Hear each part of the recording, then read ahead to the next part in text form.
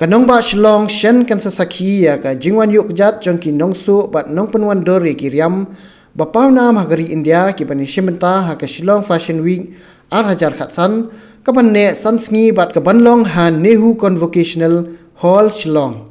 habe kran me kila pathai ku bor u Manas Joshi badai utrai jong ka M Star Group ulai thu ba ka ni ka jingthmu ban Pynlong ya ka Shillong Fashion Week kalong ling ba ka jingshim khya menteri rang ba ka jala u Dr Mukul Sangma Daka jing temu ban pen pau putai bat penya yo ya ka karkhana thanjan. Ya kini ke Shillong Fashion Week kemen sedang naduk ka Tarik, Risaw haduk ka khandai Tarik Risaw, on sa pen inam ru ya ki jan bala than na ki ksai, bala pen mi na ki pratli ki jala jong ni ka than chitai lammi ni kari India,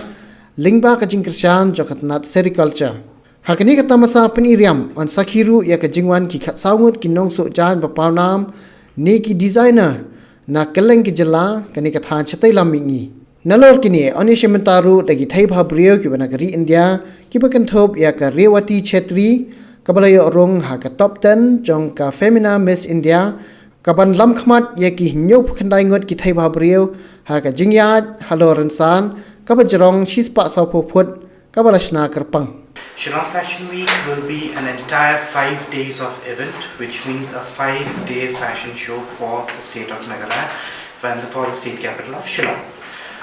If we look into the fashion world,